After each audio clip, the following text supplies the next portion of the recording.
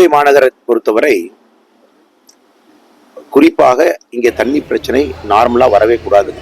ஏன்னா அந்த அளவுக்கு ஆறுகள், இங்க இருக்கக்கூடிய குளங்களாக இருக்கட்டும், காலம் காலமாக எப்பொழுதும் கூட தண்ணீர் என்று சொன்னால் கோவை என்கின்ற ஒரு நிலைமை தான் இருந்துச்சு. ஆனா சமீப ஆண்டுகளாக நிர்வாக திறமையின்மை அதனுடைய சாட்சியாக கோயம்புத்தூர்ல குறிப்பாக மார்ச் ஏப்ரல் மாதம் வரும்பொழுதெல்லாம் தண்ணீர் பற்றாக்குறை தலைவிரித்து அடைகிறது. இந்த ஆண்டு பார்த்தீங்கன்னா இப்பவே தண்ணீர் பிரச்சனை வந்து பெரிய அளவுக்கு போக ஆரம்பிச்சிருக்கு. குறிப்பாக கோவை மாவட்டத்தை பொறுத்தவரை சிறுவாணி, பில்லூர் 2 திட்டத்தின் மூலமாகத்தான் மக்களுக்கு குடிநீர் கிடைக்கிறது. குறிப்பாக சிறுவாணி, இன்னைக்கு சிறுவாணி அணை பார்த்தீங்கன்னா 50 அடி இருக்கக்கூடிய அணையில 18 அடி தான் தண்ணி இருக்கு இன்னைக்கு நிலமரப்படி. பில்லூர் வந்து 100 அடி இருக்கக்கூடிய அணை மட்டத்துல 62.5 அடி தண்ணி இருக்கு. அதுவும் குறிப்பாக இந்த பில்லூர் 1, 2, 3 திட்டத்தில் கிட்டத்தட்ட தினமும் 40 கோடி லட்சம் லிட்டர் வெளியெடுக்கும் தண்ணி. ஏன்னா பில்லூரை பொறுத்த வரைக்கும் பாசனத்துக்கும் பயன்படுத்துறோம், குடிக்கிறதுக்கும் பயன்படுத்துறோம். இந்த குறிப்பு எல்லாம் பார்க்கும் பொழுது மார்ச் மாதத்திலே இந்த நிலைமை 18 அடி தான் தண்ணி இருக்குன்னா ஏப்ரல் மாசம் நினைச்சு பாருங்க. இதற்கு வந்து கிட்டத்தட்ட கடந்த 20 ஆண்டுகளாகவே இதை சரிவர கையாளாகாம, குடிநீர் வசதிகளை வந்து மேம்படுத்தாம, குறிப்பாக ஏரி குளங்களை பதப்படுத்தாம, அதில் தண்ணீரை தேக்கி வைக்காம, குறிப்பாக இந்த வறட்சி காலங்களுக்கு தன்னை தயார்படுத்தாம மாநில அரசனுடைய அலட்சிய போக்கு வந்து இன்னைக்கு கோயம்புத்தூர்ல எல்லா மக்களுமே அவதிப்படுறாங்க. 15 நாட்களுக்கு ஒரு முறை குடிக்கிற தண்ணி இன்னைக்கு வருது. 15 நாட்களுக்கு ஒரு முறை. பக்கத்தில் இருக்கக்கூடிய கம்யூனிஸ்ட் அரசு அந்த சிறுவாணி தண்ணீர் வரக்கூடிய அவங்களுடைய பகுதியில் கேரளாவிலிருந்து உற்பத்தியாகி வருது. அங்கே அணை கட்டுவதற்கான முயற்சி எடுத்து கிட்டத்தட்ட 90% பணிகளை நடத்தி முடித்திருக்கிறார்கள். தொடர்ந்து இதற்கு எதிராக நம்ம குரல் கொடுத்துக் கொண்டிருக்கின்றோம். ஆனா மாநில அரசு மௌனம் காக்குது. ஏன்னா இந்தி கூட்டணியில் இருக்கிறாங்க, அதை எதிர்த்து பேசுவதற்கு இவர்கள் தயாராக இல்லை. ஆனா இன்னைக்கு நிலைமை வந்து ரொம்ப மோசமா இருக்கு. உடனடியாக மாநில அரசு கண் விழித்துக் கொண்டு வேகமா பேசி நிலைமையை சரி செய்ய வேண்டும். இல்லைன்னா ஏப்ரல் மாசம் இன்னும் அபாயகரமாக, இன்னும் மே பத்தி நீங்க பேசவே வேண்டாம், ரொம்ப அபாயகரமா போயிடும். இன்னைக்கே வரலாறு காணாத குடிநீர் பிரச்சனை கோயம்புத்தூர் நகரத்துல இன்னைக்கு இருக்கு. வரலாறு காணாத பிரச்சனை.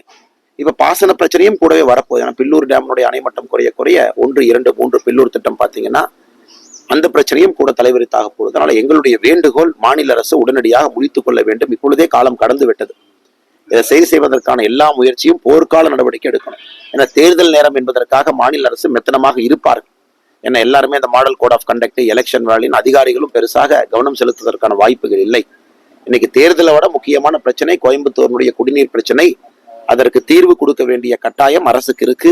அவர்கள் உடனடியாக தலையிட்டு இதை சரி செய்ய வேண்டும் என்பது எங்களுடைய கோரிக்கை. ஒவ்வொரு தடவை மத்திய அரசு நிதி ஒதுக்குது சார் தூர்வாரதற்குன்னு சொல்லி.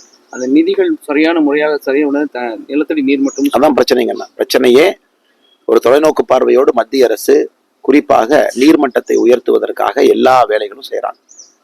நமக்கு தெரியும், முதலமைச்சராக அப்ப இருந்த திரு நரேந்திர மோடி அவர்கள் தன்னுடைய முதல் ஆட்சியில 100 நாள்ல 1 லட்சம் குளம் வெட்டினாங்க. மக்கள் எல்லாம் சேர்த்து 100 நாள்ல 1 லட்சம் குளங்கள் அந்தந்த கிராமத்துல வெட்டினாங்க. ஒரு மக்கள் மூமெண்டா.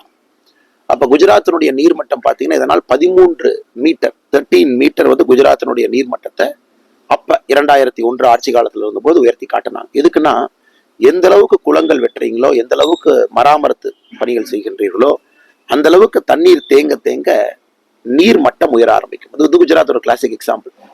இன்னைக்கு அதே முறையை இந்தியா முழுவதும் ஃபாலோ பண்ணணும் நம்முடைய பிரதமர் விரும்புறாங்க. குறிப்பாக இந்த மராமத்து பணிகளுக்கு நம்முடைய மத்திய அரசு ஆயிரக்கணக்கான கோடிகள் ரூபாய் கொடுக்குறாங்க. இந்த மராமத்து பணிகள்ல பாத்தீங்கன்னா ஏரி, கால்வாய் தூர்வாரணும். குறிப்பாக கடைக்கோடி பகுதியில் இருக்கக்கூடிய இடங்களுக்கு, விவசாய நிலங்களுக்கு தண்ணீர் போறதுக்கு முயற்சி எடுக்கணும். குறிப்பாக இந்த மாதிரி வறட்சி காலம் தமிழ்நாட்டை பொறுத்த வரைக்கும் மார்ச், ஏப்ரல், மே இந்த 3 மாத காலம் குடிப்பதற்கு நீர் வர வேண்டும் என்றால் மிச்சம் இருக்கக்கூடிய நாட்கள்ல அதை சரியா பதப்படுத்தி தூர்வாரி தண்ணீர் தேங்க தேங்க நீர் மட்டத்தை உயர்த்தணும். இன்னைக்கு எந்த முயற்சியுமே எடுக்கல. நீங்க பாத்தீங்கன்னா மாநில அரசு ஒரு பெரிய பூஜ்யம் தான். எந்த விதமான முயற்சியும் நீர்மட்டத்தை உயர்த்துவதற்கு எடுக்காதனால ஒரு ஆண்டும் தண்ணீர் பிரச்சனை, வறட்சி என்பது போன ஆண்டை விட 10% அதிகம். அடுத்த ஆண்டு இப்ப விட 10% இருக்கும். அதற்கு வந்து ஒரு கிளாசிக் உதாரணம் இன்னைக்கு இருக்கக்கூடிய கோயம்புத்தூர்ல இருக்கக்கூடிய குறிப்பாக தண்ணீர் தட்டுப்பாடு கடந்த 3 நாட்களாக பேசும் பொருளாக இருக்கிறது. சரி, இப்ப இந்த ஜல்சக்தி நம்ம திட்டம் வச்சிருக்கோம் சார். அந்த திட்டம் கூட இங்க கோயம்புத்தூர்ல ஃபெயிலியர் அப்படிங்கிற ஒரு சீசன் வருது சார். காரணம் என்னன்னா, இந்த ஜல்சக்தி திட்டத்தினுடைய மிக முக்கிய நோக்கம் என்னன்னா, குடிக்கிற நீர் வந்து குழாய் மூலமாக வீட்டிற்கு சுத்தமான குடிநீர் வரணும் அப்படிங்கிறத நோக்கம். ஆனா எப்படி கொடுப்பீங்க? சோர்ஸ்ல இருந்து ஜல்சக்தி திட்டம் என்பது சோர்ஸ்ல இருந்து, அதாவது ஆரம்பத்திலிருந்து ஆர்ஜின் பாயிண்ட்ல இருந்து தண்ணீரை கரெக்டாக கொண்டு வந்து டேங்க்ல ஸ்டோரேஜ் பண்ணி அது பைப்பு மூலமாக கொண்டு வந்து சுத்தமான தண்ணீரை கொடுக்கணும். ஸோ ஜல் சக்திங்கிறது எண்டு பாயிண்ட்ல வரக்கூடிய குடிக்கிற தண்ணி இல்லைங்கன்னா, ஆரம்பத்திலிருந்து எண்டு பாயிண்ட் வரைக்கும் முழுவதுமாக பார்க்கக்கூடியதான் ஜல் சக்தி திட்டம். ஆனால் தமிழ்நாட்டை பொறுத்த வரைக்கும் இதை ஆட்சியாளர்கள் இதன் மூலமாக கமிஷன் அடிப்பதற்கு மட்டும்தான் ஜல் சக்தி திட்டத்தை பயன்படுத்துகின்றார்களோ தவிர ஒரு தொலைநோக்கு பார்வையோடு மோடிஜி அவருடைய கனவாக மிகப்பெரிய திட்டமாக இருக்கக்கூடிய பைப்பை திறந்தா குடிக்கிற தண்ணி வரணும். இன்னைக்கு பைப்பை திறந்தா தண்ணி வந்தாலும் கூட அது குடிக்கிற மாதிரி இருக்கிறது இல்லை, அல்லது தண்ணி வர்றதில்லை, அல்லது சோர்ஸ் இருந்து சரியா கனெக்ட் பண்ணல. அதுவும் தமிழகத்துல பாத்தீங்கன்னா ஜல்சக்தி திட்டத்தை பொறுத்தவரை முறைகேடு அதிகமாக நடந்திருக்கக்கூடிய ஒரு மாநிலமாக கூட இருக்கு. இதெல்லாம் பிக்ஸ் பண்ணும். காரணம், பாராளுமன்ற உறுப்பினர்கள் நம்முடைய உறுப்பினர்கள் இல்ல, அக்கௌண்டபிலிட்டி இல்ல, கேள்வி யாரும் கேட்கறது இல்ல, செக் பண்றது இல்ல, ரிவ்யூ பண்றது இல்ல. அதனால் ஜல்சக்தி திட்டத்தை பொறுத்தவரை தமிழகத்துல மாநில அரசினுடைய மெத்தன போக்குனால இது ஒரு ஃபெயிலியர் நோக்கி போயிட்டு இருக்கு. இதுதான் ரொம்ப வருத்தமான ஒரு செய்தி. சார், ஆன்மீகத்துக்கும் அரசியலுக்கும் உள்ள தொடர்பை எப்படி பாக்குறீங்க? ஆன்மீகத்திற்கும் அரசியலுக்கும் எப்பொழுதுமே தொடர்பு இருக்குதான். ஏன்னா எப்படி ஆன்மீகம் அறம் சார்ந்து இருக்க வேண்டுமோ அரசியலும் அறம் சார்ந்து இருக்க வேண்டும். ஆனா இன்னைக்கு பாத்தீங்கன்னா ஆன்மீகத்திற்கும் அரசியலுக்கும் தொடர்பு குறைஞ்சிக்கிட்டே இருக்கு. அரசியல்வாதிகள் வெறும் ஒரு கோயிலுக்கு போறோம், சாமி கும்பிடுறோம், அதனால் நான் ஆன்மீகவாதி என்று காட்ட முயற்சிக்கின்றார்கள். அது உண்மையான ஆதிகம் இல்லை.